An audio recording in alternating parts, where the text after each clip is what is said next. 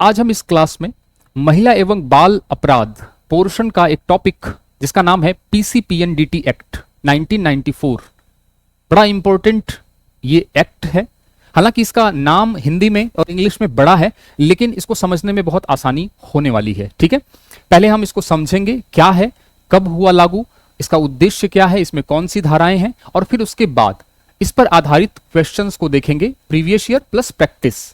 ठीक है, लेकिन उससे पहले मैं आपको बताऊं कि हमने महिला एवं बाल अपराध इस टॉपिक से related previous year plus practice दोनों मिला के हमने 350 से ज्यादा क्वेश्चंस अपलोड किए हुए हैं, अपलोडेड कर दिए हैं हमने एप्लीकेशन पे, बिल्कुल फ्री ऑफ कॉस्ट है। ठीक है, तो आप जाके वहां पे एप्लीकेशन पे देख सकते हैं। एप्लीकेशन का लिंक वीडियो के नीचे डिस्क्रिप्शन में है, दीक्षांत एकेडमी बीकानेर। तो वहां पे टेस्ट फॉर्म में है ये सारे के सारे क्वेश्चंस, तो आप प्रैक्टिस कर सकते हैं।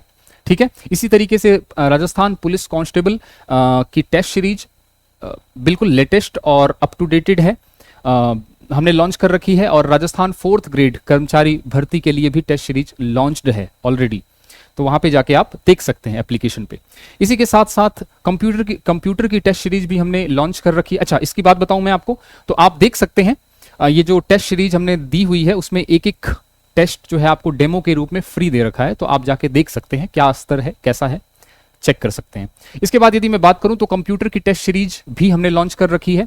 इसमें टोटल 69 टेस्ट हैं और 2000 से ज्यादा क्वेश्चंस हैं। इसकी खास बात यह है कि हमने टॉपिक वाइज इसमें क्वेश्चंस का समावेश किया है। कंप्यूटर का परिचय या नंबर सिस्टम या सॉफ्टवेयर हार्डवेयर, जो भी आप टॉपिक खोलेंगे तो एक से ज्यादा आपको टेस्ट देखने को मिलेंगे, यानी क्वेश्चंस रिपीट नहीं होंगे और आपको हर बार नया क्वेश्चन देखने को मिलेगा विद सॉल्यूशन। कोई भी क्वेश्चन है तो उसका जैसे ही आपने उत्तर दिया तो पता चल जाएगा कि ये गलत है और ये सही है, और जब सबमिट करेंगे तो एक साथ सारा रिजल्ट आपके सामने क्वेश्चन आंसर के फॉर्म में, वन लाइनर के फॉर्म में आ जाएगा। इसमें 25 मिक्स टेस्ट भी हैं, टॉपिक वाइज भी है प्लस 25 मिक्स टेस्ट भी हैं। ठीक है, और इसमें देखिए आप, ये 12th मंथ वैलिडिटी है with doubt chat, mix test और चैप्टर वाइज टेस्ट है। इसी के साथ मैं बात करूं तो मैथ्स के लिए भी हमने, इसकी भी वैलिडिटी 1 साल है। मैथ्स के लिए भी हमने टेस्ट सीरीज लॉन्च कर रखी है। मिश्रा सर पढ़ाते हैं, आपको पता ही है, और कैसा पढ़ाते हैं ये भी पता है आपको। तो टेस्ट सीरीज हमने लॉन्च कर रखी है, उन्होंने ही बनाई है, और टॉपिक वाइज है। कोई भी टॉपिक आपने संख्या पद्धति उठा ली तो एक से ज्यादा वहां पे टेस्ट देखने को मिलेंगे। ठीक है, इसमें जो आपको 1000 से ज्यादा क्वेश्चंस टॉपिक वाइज देखने को मिलेंगे, मल्टीपल टेस्ट सीरीज है, क्वेश्चंस रिपीट नहीं होंगे और विद सॉल्यूशन है, ये इसकी खास बात है। इसी के साथ मैं बात करूं तो यदि कोई डाउट है किसी भी चीज के रिगार्डिंग तो आप पोस्ट कर सकते हैं डाउट सेक्शन में एप्लीकेशन के। ठीक है, तो वो भी है। यदि आपने पहले से ही कोर्स परचेज कर रखा है तो ऑफ 25 कूपन कोड लगाएंगे तो 25% ऑफ मिल जाएगा, ये चीज का ध्यान रखना।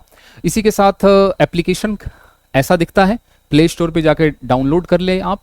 वीडियो के नीचे डिस्क्रिप्शन में प्ले स्टोर का और टेलीग्राम चैनल दोनों का लिंक दे रखा है, वहां आप जान लेंगे, वहां आप ज्वाइन कर लेंगे और इस क्लास की पीडीएफ जो है वो टेलीग्राम पे ही जाने वाली है। कोई भी क्लास होती है हमारी तो वही सारा लिंक शेयर होता है आपका। ठीक है, चलिए, तो यदि मैं बात करूं सबसे पहले जहां हमारा टॉपिक था,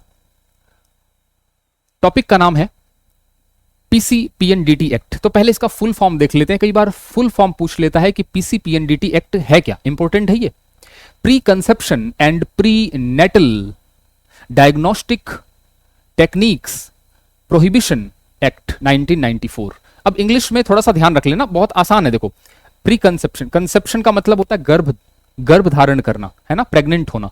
तो कंसेप्शन, प्री का मतलब पहले, प्री कंसेप्शन, एंड भाई देखो, पी का मतलब प्री कंसेप्शन, सी का मतलब कंसेप्शन, फिर पी का मतलब प्री, फिर एन का मतलब नेटल, नेटल का मतलब नवजात होता है, नवजात। तो पहले पेट में जो नवजात है, प्रसव पूर्व, प्री मतलब पहले, नेटल का मतलब पूर्व, प्रसव पूर्व। डायग्नोस्टिक का मतलब होता है पता लगाना, बार बार ये वर्ड आएगा डायग्नोस्टिक, तो आपको बस ये ध्यान रखना है कि पता लगाना। जैसे कोई रोग है ना, जब हमें कोई रोग हो जाता है तो डॉक्टर क्या करता है, जांच के लिए हमें लेबोरेटरी में भेजता है ना, खून की जांच होगी। तो ये जो जांच होती है आपकी, ये जांच ही डायग्नोस्टिक होती है, यानी जांच को बोलते हैं। पता लगाने को हम क्या बोलते हैं, डायग्नोस करना। तो डायग्नोस्टिक मतलब पता लगाना, और टेक्निक का मतलब तकनीक, और प्रोहिबिशन का मतलब होता है प्रतिषेध। किस चीज पे, सेक्स सिलेक्शन पे, यानी लिंग चयन पे प्रतिषेध है। ठीक है, 1994। तो फुल फॉर्म समझ में आ गई। प्री कंसेप्शन, बोलो मेरे साथ, pre conception and pre natal diagnostic techniques prohibition from sex selection act 1994। तो इजी है, नाम थोड़ा सा बड़ा है, हिंदी में देख लीजिए। पूर्व गर्भाधारण, गर्भाधारण पूर्व और प्रसव पूर्व, दोनों में ही पूर्व है, निदान तकनीकी, लिंग चयन अधिनियम, लिंग चयन प्रतिषेध अधिनियम 1994। इजी है। तो फुल फॉर्म एक बार पूछ लेता है इसका, थोड़ा सा ध्यान रखना।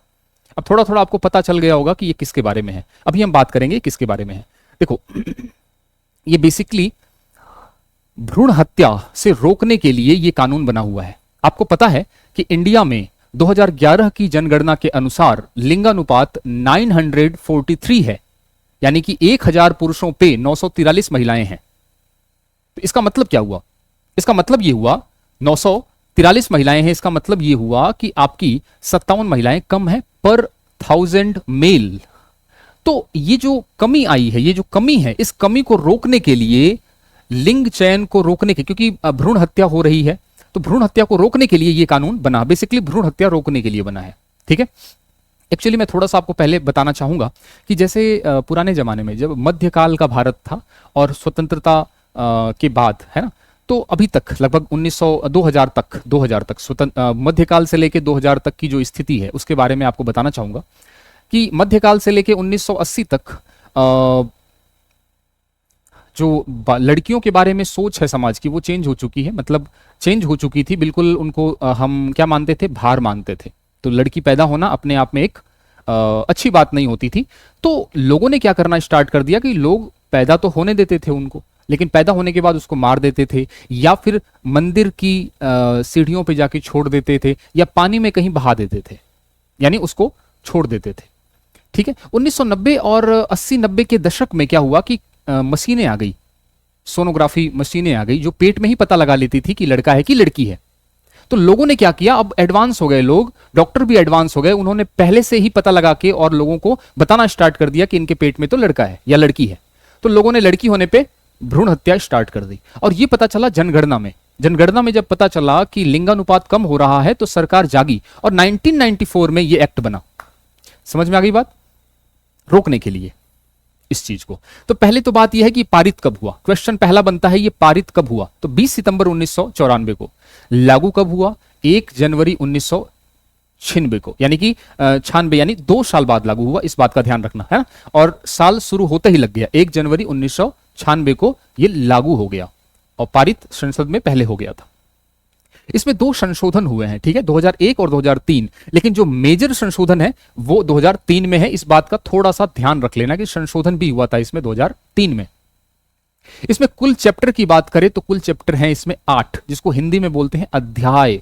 कुल 8 अध्याय हैं और कुल धाराएं इसमें हैं आपकी 34, यानी 34 धाराएं हैं, ठीक है। सारी नहीं पढ़नी है, इंपॉर्टेंट पढ़नी है। इसका उद्देश्य क्या है पूछ लेगा। इसका उद्देश्य निम्नलिखित में से बताओ कौन सा नहीं है या कौन सा है। तो उद्देश्य है इसका डायग्नोस्टिक तकनीक पर कंट्रोल करना। डायग्नोस्टिक टेक्निक का मतलब पता लगाने वाली तकनीक। पता लगाना, क्या पता लगा रहे हैं? पेट में जो बच्चा है वो लड़का है कि लड़की। लिंग चयन का निषेध, इसका उद्देश्य है कि लिंग चयन पे रोक हो। पता लगाने की तकनीक का मतलब अल्ट्रासाउंड, जो सोनोग्राफी है, उस तकनीक पे रोक होनी चाहिए। उसका रोक होनी चाहिए, रोक नहीं होनी चाहिए, कंट्रोल होना चाहिए। रोक की बात नहीं कही है, कंट्रोल। इसको हिंदी में बोलते हैं विनियमन। कंट्रोल को हिंदी में बोलते हैं विनियमन। देखो कंट्रोल क्यों बताया? कंट्रोल, यहां रोक लगाने को बोल सकते थे कि रोक लगा देते हम, लेकिन नहीं, हम इस तकनीक को रोक नहीं लगा सकते क्योंकि पेट में पथरी है। तो वो इसी तकनीक से पता चलेगी, डायग्नोस्टिक तकनीक से ही पता चलेगी, और उसी तकनीक से पता चलेगा पेट में लड़का है कि लड़की है। तो हम इस तकनीक को रोक नहीं सकते, लेकिन इस टेक्निक को हम कंट्रोल कर सकते हैं कि हमें ये चीज नहीं पता करनी है कि लड़का है कि लड़की। बाकी इसके अलावा मान लीजिए लड़का पेट में है, बच्चा पेट में है, और बच्चा जो है वो आपका थोड़ा सा एबनॉर्मल है, यानी रोगी है या असाध्य रोग से पीड़ित है। तो कुछ कंडीशंस में सरकार भी यानी कानून भी इजाजत देता है गर्भपात कराने का। उसको हम आगे पढ़ेंगे, अगले अध्याय में पढ़ेंगे, अगले क्लास में पढ़ेंगे, है ना। और उसका नाम है गर्भ का चिकित्सकीय समापन अधिनियम 1971। ठीक है, तो ये अधिनियम है, इसको हम आगे पढ़ेंगे। तो इसलिए कहा कि इसको रोक नहीं है, टोटल बैन नहीं है कि जो पता लगाने की तकनीक है उस पर हम रोक लगा देते हैं, नहीं, क्योंकि फिर सोनोग्राफी हम और भी तो उद्देश्यों से करते हैं, बच्चे के स्वास्थ्य का पता लगाने के लिए करते हैं, पथरी का पता लगाने के लिए। तो इस प्रकार की टेक्निक्स पे यदि पूरी तरह रोक लगा देंगे तो बाकी सब चीजें बाधित हो जाएंगी। तो इनको कंट्रोल करना, इसलिए ये लिखा हुआ है कि कंट्रोल करना, विनियमन करना, डायग्नोस्टिक तकनीक पर कंट्रोल करना, और कंट्रोल करके क्या करना कि भाई लिंग चयन नहीं होना चाहिए, और भ्रूण हत्या पर रोक लगे। भ्रूण हत्या पर अल्टीमेट रोक ही लगेगी बेसिकली। जब आप लिंग चयन पे रोक लगाएंगे तो भ्रूण हत्या पे रोक लग जाएगी, लोगों को पता ही नहीं चलेगा कि लड़का है कि लड़की।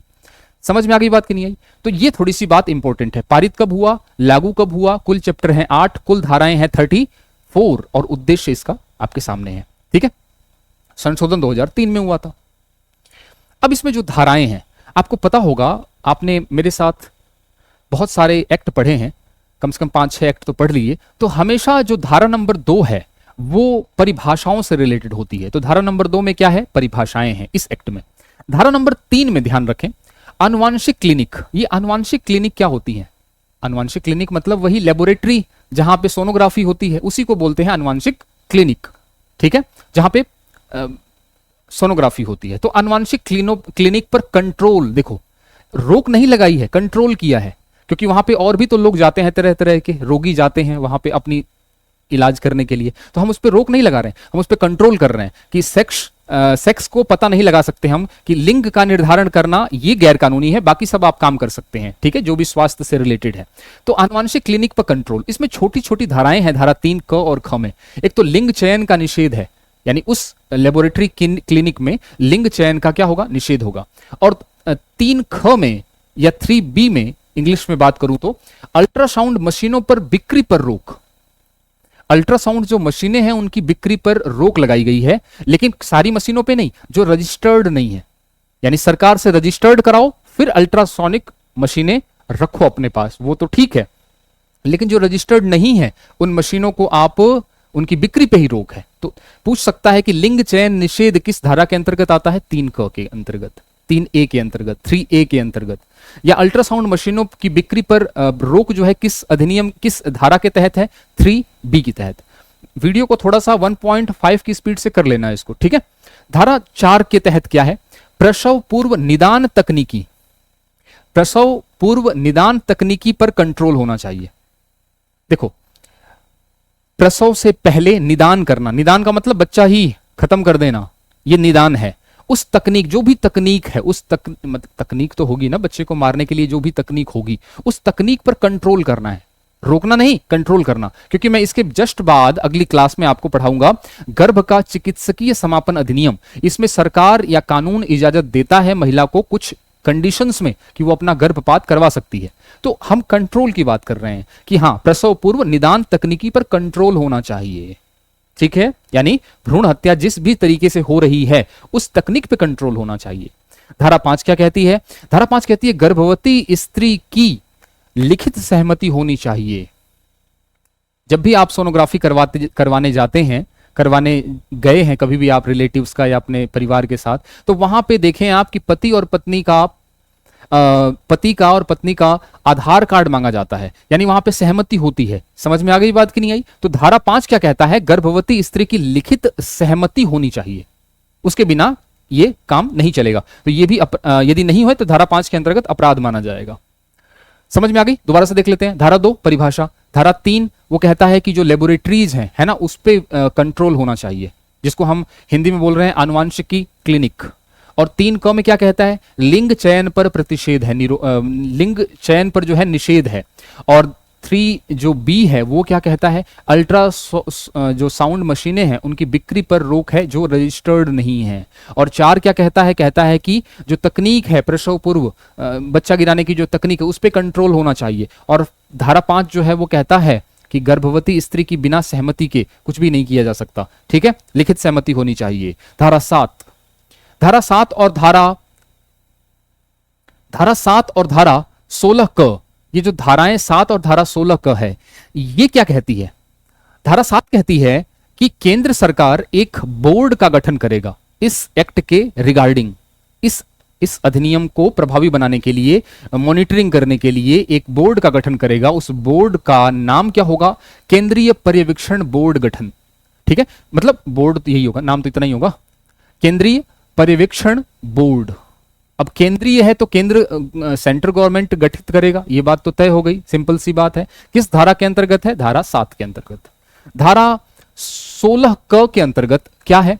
यह कहता है कि राज्य भी एक बोर्ड गठित करेगा, राज्य भी एक बोर्ड गठित करेगा और उसका नाम होगा राज्य पर्यवेक्षण बोर्ड। केंद्रीय पर्यवेक्षण बोर्ड, राज्य पर्यवेक्षण बोर्ड। समझ में आ गई बात कि नहीं आई? अच्छा, इसमें कहा गया है कि राज्य पर्यवेक्षण बोर्ड में 19 सदस्य हैं, 19 सदस्य होंगे। ठीक है, अब इसमें कुछ आइडिया नहीं है मेरे को, मैंने काफी सर्च किया बट इसमें मुझे सदस्य नहीं मिले, कितने सदस्य की टीम है ये, लेकिन इसमें 19 सदस्य होते हैं कि राज्य में। ठीक है, जो मेन चीज जो इंपॉर्टेंट है वो बात ध्यान रखना कि चाहे केंद्रीय पर्यवेक्षण बोर्ड हो और चाहे आपका राज्य पर्यवेक्षण बोर्ड हो, इन दोनों में जो अध्यक्ष होगा वो होगा परिवार कल्याण मंत्री। परिवार कल्याण मंत्रालय का जो मंत्री होगा वो इसका अध्यक्ष होगा, इन दोनों समितियों का। केंद्र में है तो केंद्र का जो डिपार्टमेंट है परिवार कल्याण मंत्रालय, उसका मंत्री जो है अध्यक्ष होगा, और स्टेट में है तो स्टेट में जो ये डिपार्टमेंट है परिवार कल्याण मंत्रालय, उसका मंत्री अध्यक्ष होगा। और उसका उपाध्यक्ष कौन होगा? उसी विभाग का सचिव होगा, उसी विभाग का सचिव होगा, परिवार कल्याण मंत्रालय का सचिव होगा उपाध्यक्ष। केंद्र का है तो केंद्र वाली जो परिवार कल्याण मंत्रालय है उसका सचिव होगा उपाध्यक्ष, और राज्य वाला पर्यवेक्षण बोर्ड है तो राज्य का परिवार कल्याण मंत्रालय जो है उसका जो सचिव है वो उपाध्यक्ष होगा। ये बात समझ में आ गई? ठीक है, एक चीज ध्यान रखना, केंद्र सरकार केंद्रीय पर्यवेक्षण बोर्ड का गठन करेगी, ये धारा 7 कहता है, और धारा 16 क क्या कहता है कि राज्य गवर्नमेंट राज्य पर्यवेक्षण बोर्ड का गठन करेगा। इतनी बात समझ में आ गई? तो ये दोनों धाराएं थोड़ी सी ध्यान रख लेना। इसके बाद बात करूं मैं तो धारा 17 कहती है समुचित प्राधिकारी की नियुक्ति की जाएगी। जैसे मैंने दहेज का आपको पढ़ाया था तो मैंने कहा था दहेज उन्मूलन वाला, तो उसमें मैंने कहा था दहेज प्रतिषेध अधिकारी होता है वहां पे, है ना। इसी तरीके से मैंने कहा था जब घरेलू हिंसा पढ़ाई थी तो मैंने वहां पे प्रोटेक्शन ऑफिसर संरक्षण अधिकारी की बात कही थी। इसी तरीके से ये जो पीसीपीएनडीटी एक्ट है इसमें एक अधिकारी भी होता है समुचित अधिकारी, उसका नाम ही क्या है? समुचित अधिकारी। और ये किस धारा के अंतर्गत होता है? धारा 17 के अंतर्गत। धारा 17, 16 का तो हो गई, धारा 17 के अंतर्गत समुचित प्राधिकारी की नियुक्ति की जाती है। और ये कौन करता है, कौन नियुक्ति करता है? पेपर में आ जाए तो केंद्र सरकार और राज्य सरकार करती है। समझ में आ गई? केंद्र सरकार और राज्य सरकार नियुक्त करती है किसको? समुचित अधिकारी को। अच्छा, इसकी नियुक्ति धारा 17 में दे रखी है, धारा 17 में ही इसकी नियुक्ति दे रखी है कि नियुक्ति होगी, और इसके कार्य भी दे रखे हैं कि इसका कार्य क्या होगा, वो भी किस धारा के अंतर्गत है? 17। अब धारा में कार्य जो है वो देख लेते हैं। इसका कार्य है पंजीकरण, जितने भी एरिया में उसके एरिया में अल्ट्रासोनिक मशीनें हैं, लेबोरेटरीज हैं, जिसको हम आनुवांशिक चिकित्सालय कह रहे हैं, आनुवांशिक चिकित्सालय, उसमें उसका पंजीकरण होना चाहिए। सोनोग्राफी जो मशीनें हैं उन सब का पंजीकरण, ये उसका कार्य है, चेक करना, मानकों को लागू करना, जो भी अधिनियम में जो भी मानक है, जो भी नियम है, कानून है, उसको लागू करवाना, और शिकायत की जांच करना और कार्यवाही करना। ये थोड़ा सा इसमें ध्यान रखने वाली बात है, ये कार्य है इनका। अच्छा, 17 क के अंतर्गत क्या है? समुचित प्राधिकारी की शक्तियां। क्योंकि अब समुचित प्राधिकारी को आपने नियुक्त तो कर दिया, लेकिन उसको शक्तियां भी तो देनी पड़ेंगी। तो उसकी शक्तियां क्या है? उसकी शक्तियां हैं समन जारी करना, यानी वो वारंट इश्यू कर सकता है किसी भी व्यक्ति के खिलाफ कि हाँ भाई अब मेरे सामने आप उपस्थित हो।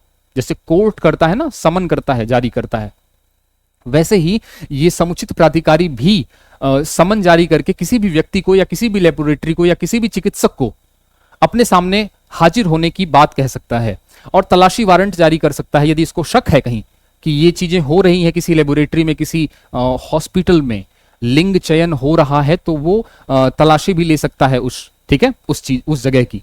ये धारा 17 के इसको, धारा 17 क के अंतर्गत इसको ये शक्तियां प्राप्त है। धारा 18 क्या कहता है?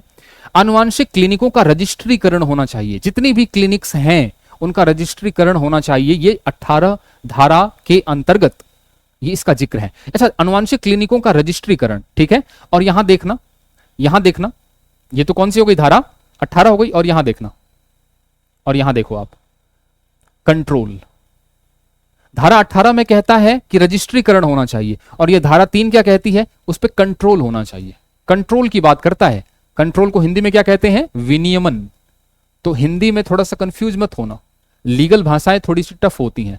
तो आनुवांशिक क्लिनिकों का विनियमन कौन करेगा, धारा 3 के अंतर्गत होगा। और धारा 18 के अंतर्गत क्या होगा, आनुवांशिक क्लिनिकों का रजिस्ट्रीकरण, पंजीकरण अनिवार्य होगा। चलें आगे, इजी है। अच्छा, धारा 22 क्या कहता है, धारा 22 क्या कहती है, विज्ञापनों पे प्रतिषेध होगा। विज्ञापन जो है वो कहीं भी नहीं लिखे जाएंगे कि हमारे यहां लिंग चयन होता है, ये नहीं भी होगा, सेक्स सिलेक्शन नहीं होता, ये अपने आप में अपराध है। आप जहां भी जाएंगे सोनोग्राफी करवाने, यदि कोई लेडीज जा रही है या जहां भी सोनोग्राफी मशीनें हैं, तो वहां पे एक बोर्ड लगा होता है कि हमारे यहां लिंग जांच नहीं होती है, और उसके साथ साथ नीचे भी लिखा होता है लिंग जांच करवाना, भ्रूण जांच करवाना, है ना, अपराध है, और साथ ही साथ उसकी सजाएं भी लिखी होती हैं। तो ये विज्ञापन का प्रतिषेध है, और ये कौन कहता है, धारा 22। और इसी के साथ साथ जो विज्ञापन देगा उसको दंड का भी प्रावधान है इसी में, जिसको लीगल भाषा में हम शास्ति कहते हैं, शास्ति यानी पनिशमेंट। तो विज्ञापन का प्रतिषेध धारा 22 में, और दंड का प्रावधान भी धारा 22 में है, इसी का, विज्ञापन का। अच्छा, इसमें सजा कितनी है, 3 वर्ष है जो विज्ञापन देगा। धारा 3 सजा 3 साल की जेल है, और साथ ही साथ 10,000 रुपए का इसमें जुर्माना है आपका। धारा 23 क्या कहती है, धारा 22 तो हो गई, धारा 23 भी सजा के लिए है। धारा 22 विज्ञापन का प्रतिषेध करती है और विज्ञापन देने वाले को सजा देती है। धारा 23 में भी सजा का प्रावधान है। अब बताओ सजा किसको मिलेगी, या तो डॉक्टर को मिलेगी, क्लिनिक को मिलेगी, या फिर जो दंपति करवा रहे हैं उनको मिलेगी, है ना। तो ये दोनों प्रकार के लिए है। जो करवाने वाला है, जो व्यक्ति है ना, जो करवाएगा किसी भी क्लिनिक में जाके, तो उसको क्या मिलेगा, तो उसको ज्यादा मिलेगा दंड, है ना। 3 साल की जेल है, यानी कि पहली बार यदि उसने करवाया, पहली बार पकड़ा गया तो 3 साल की जेल है और 50,000 रुपए का जुर्माना है, और दूसरी बार तो 5 साल की जेल और 1 लाख रुपए जुर्माना है। इस बात का ध्यान रखना। चिकित्सक यदि पकड़ा गया, है ना, यदि चिकित्सक पकड़ा गया, यदि डॉक्टर पकड़ा गया इस प्रकार के एक्ट को उल्लंघन करता हुआ, तो क्या होगा, पहली बार पकड़ा जाएगा तो 3 साल की जेल है और 10,000 रुपए का जुर्माना है, और यदि दूसरी बार पकड़ा गया तो 5 साल की जेल है और 50,000 रुपए का जुर्माना है। ठीक है, क्योंकि दूसरी बार पकड़ा जाएगा तो अपने आप में वो आदतन है, अब उसको ज्यादा सजा की जरूरत है।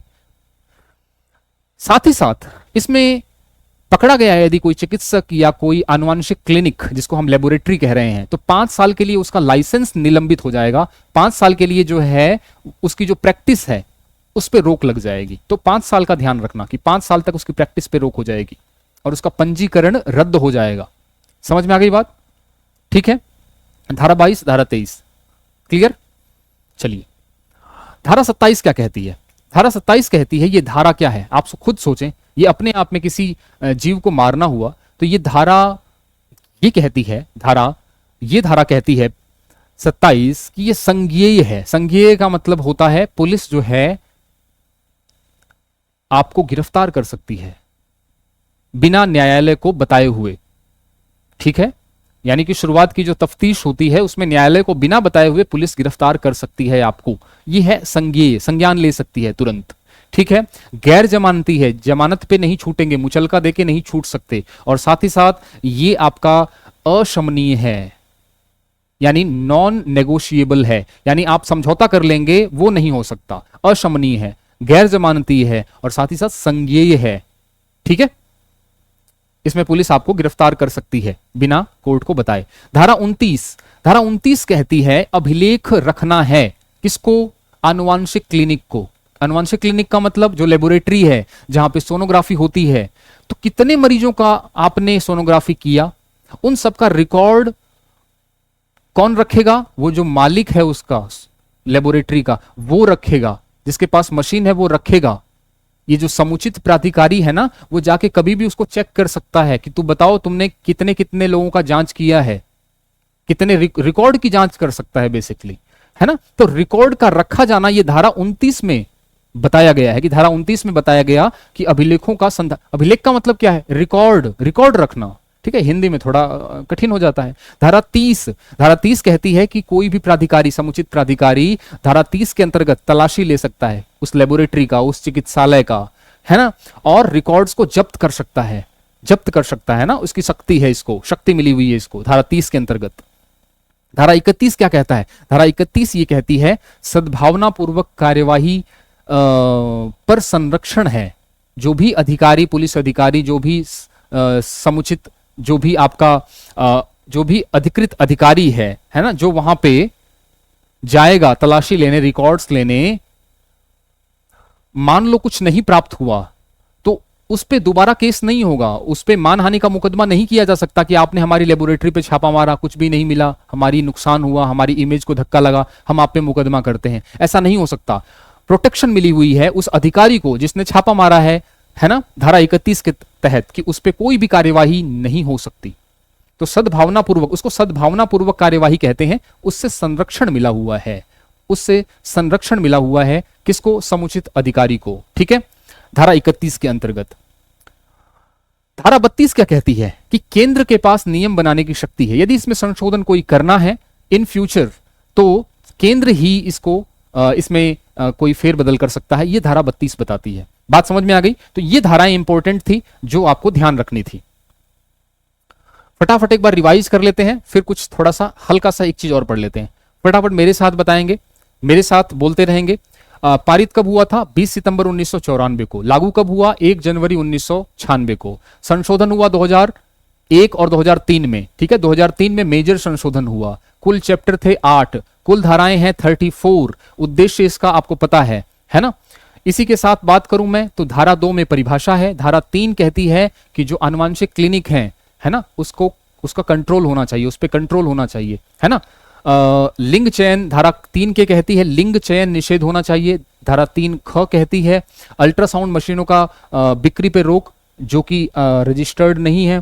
धारा 4 कहती है कि प्रसव पूर्व निदान तकनीकी, यानी कि पेट में ही बच्चा मारने की जो भी तकनीक है उस पर कंट्रोल होना चाहिए। और धारा 5 कहता है कि गर्भवती स्त्री की बिना सहमति के कुछ भी नहीं किया जा सकता, लिखित सहमति होनी चाहिए। धारा 7 कहती है कि केंद्र सरकार एक केंद्रीय पर्यवेक्षण बोर्ड का गठन करेगा। और धारा 16 कहती है, 16A कहती है कि राज्य गवर्नमेंट जो है राज्य पर्यवेक्षण समिति का गठन करेगा, बोर्ड का गठन करेगा। इसका अध्यक्ष कौन होगा? केंद्र में परिवार कल्याण मंत्रालय का मंत्री, उपाध्यक्ष होगा परिवार कल्याण मंत्रालय का सचिव, और राज्य में इनके विभाग का मंत्री और सचिव हो जाएगा। ठीक है, इसी के साथ यदि मैं इंपॉर्टेंट जो चीज बात करूं, धारा 17 के तहत जो स्टेट गवर्नमेंट है और जो सेंट्रल गवर्नमेंट है वो समुचित अधिकारी की नियुक्ति करेगा। इसमें इसके कार्य जो है इसी धारा 17 में बताए गए हैं, जिसमें पंजीकरण हो गया, है ना, पर्यवेक्षण करना हो गया, शिकायत की जांच करना, कार्यवाही करना।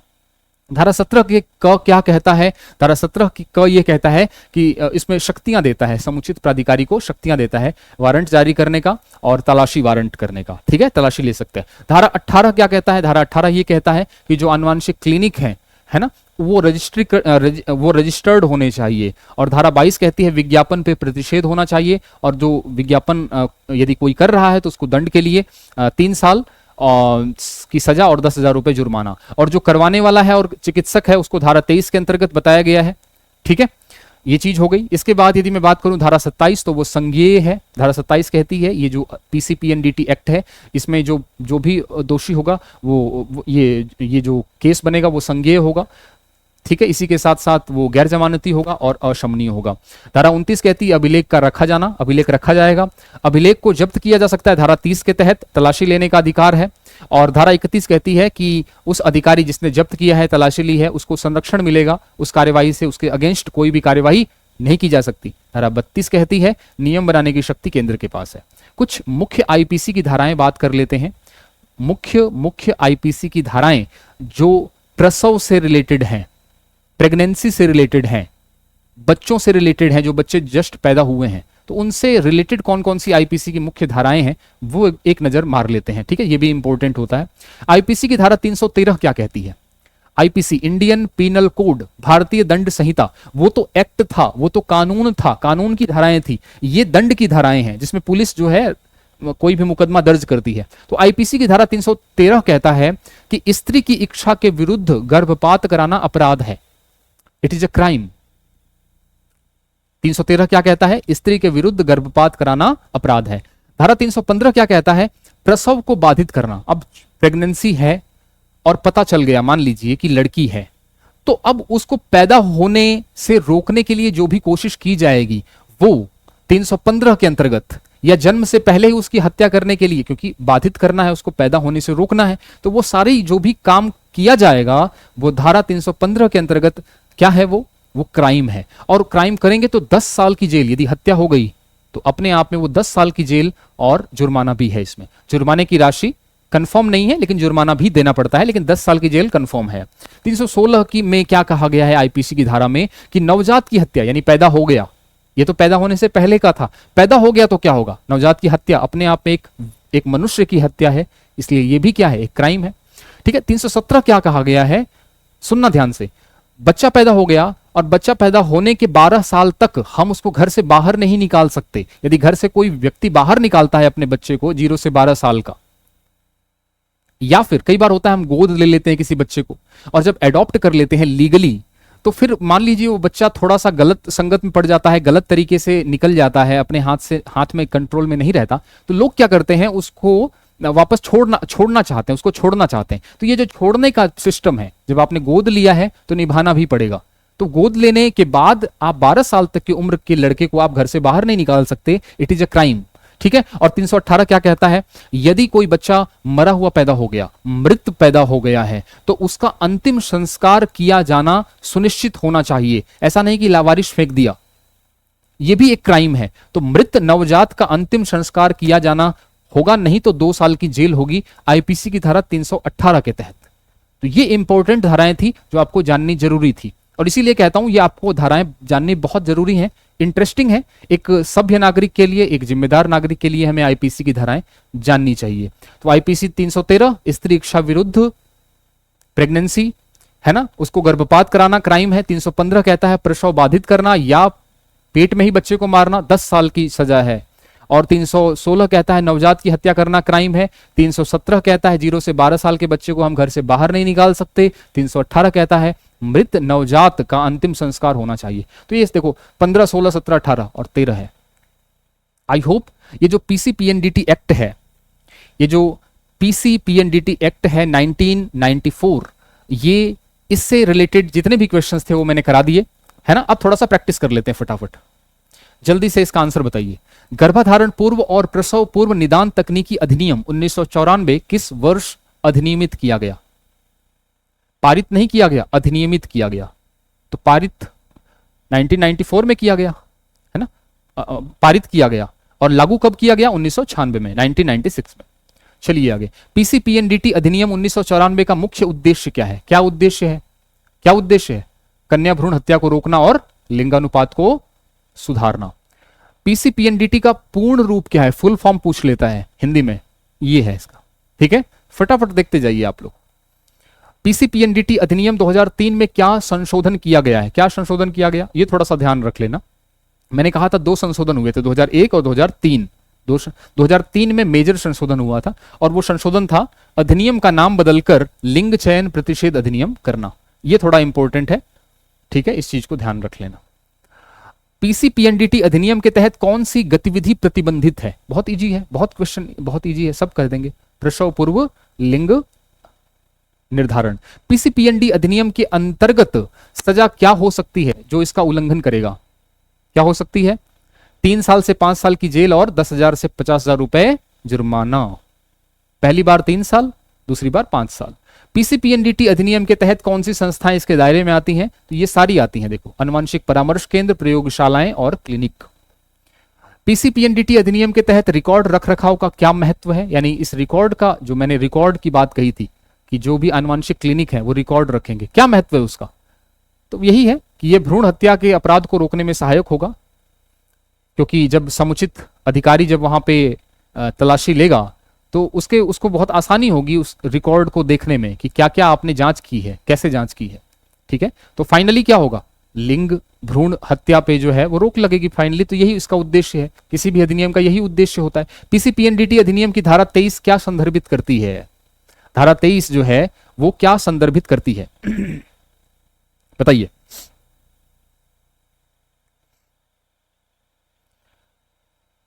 तो उल्लंघन करने वाले को दंड मिलता है। मैंने यही बोला था, धारा जो 23 है आपकी, है ना, वो आपकी ये आपके इसमें जुर्म इसमें जो है पनिशमेंट का प्रावधान है। चलिए आगे। पीसीपीएनडीटी अधिनियम के तहत तलाशी और जब्ती की शक्ति किसे दी गई है? उपयुक्त प्राधिकारी को। आगे चलें। पीसीपीएनडीटी अधिनियम के तहत कौन सा अपराध गैर जमानती है? कौन सा जमानती है? लिंग निर्धारण करना, है ना, लिंग निर्धारण करवाना, ये सब गैर जमानती है। पीसीपीएनडीटी अधिनियम के तहत विज्ञापन पर क्या नियम है? क्या नियम है? प्रतिबंध है विज्ञापन पे। पीसीपीएनडीटी अधिनियम के तहत अपराधों की प्रकृति क्या है? संज्ञेय और गैर जमानती है और अशमनीय भी है। पीसीपीएनडीटी अधिनियम का कार्यान्वयन किस मंत्रालय के अधीन आता है? अभी बताया था, अध्यक्ष उपाध्यक्ष बताया था ना, परिवार और स्वास्थ्य और परिवार कल्याण मंत्रालय का मंत्री अध्यक्ष होता है और जिसका सचिव उपाध्यक्ष होता है। महिलाओं हेतु प्रसूति सहायता प्राप्ति की व्यवस्था करने के लिए किस अनुच्छेद में व्यवस्था की गई है? बताइए जल्दी से। अनुच्छेद 42, अनुच्छेद 21, अनुच्छेद 24 या अनुच्छेद 32?